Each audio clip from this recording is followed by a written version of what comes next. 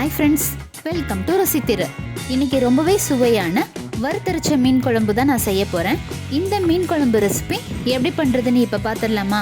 நான் ஒரு கடை நல்லா ஹீட் பண்ணிவிட்டு கொஞ்சமாக வரமல்லியும் 6 வரமிளகாவும் எடுத்து நல்லா ட்ரை ரோஸ்ட் பண்ணிக்கிறேன். மிளகாய் உங்கள் காரத்துக்கு தகுந்த மாதிரி சேர்த்துக்கோங்க. இப்போ பாதி அளவுக்கு நல்லா வறுத்தாச்சு. இதில் 1 கப்பு துருவன தேங்காய் சேர்த்துக்கிறேன்.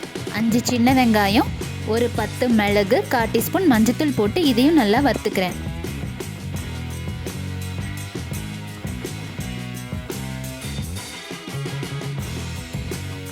இப்போ இது கூடவே 1 கொத்து கருவேப்பிலையும் சேர்த்து இதையும் நல்லா வறுத்துக்கிறேங்க.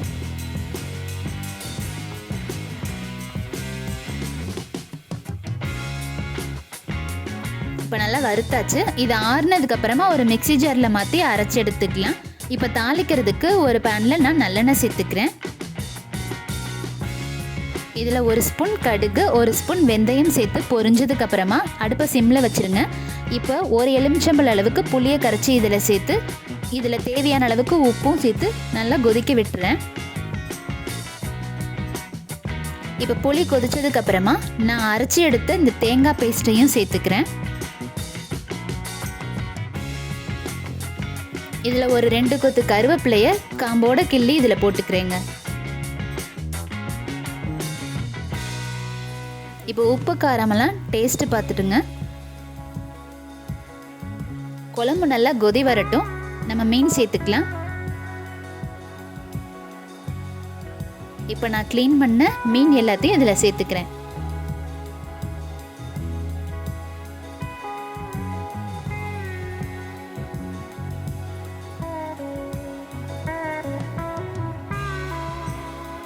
அவ்வளோதாங்க.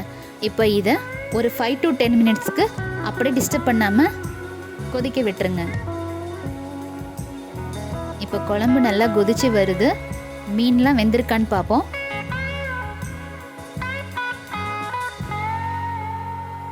மீன்லாம் நல்லா வெந்து வந்திருக்குங்க. அவ்வளோதான், நமக்கு கமகமன்னு மீன் குழம்பு ரெடி ஆகிடுச்சு. பாருங்கள், எண்ணெயெல்லாம் எப்படி மேலே பிரிஞ்சு வந்திருக்குன்னு. ரொம்பவே டேஸ்டியான கமகமன்னு வாசத்தோட வறுத்தரைச்ச மீன் குழம்பு ரெடி ஆகிடுச்சு. இது ரொம்பவே ருசியாக இருக்கும். இது சிம்பிளான ரெசிபி, டைமும் உங்களுக்கு சேவ் ஆகும். மறக்காமல் ட்ரை பண்ணிவிட்டு எப்படி இருந்துச்சுன்னு சொல்லுங்கள். இந்த ரெசிபி உங்களுக்கு பிடிச்சிருந்தா லைக் பண்ணுங்கள், ஷேர் பண்ணுங்கள், சப்ஸ்கிரைப் பண்ணுங்கள். நான் இதே மாதிரியே இன்னொரு ரெசிபியோட நெக்ஸ்ட் வீடியோவில் சந்திக்கிறேன்.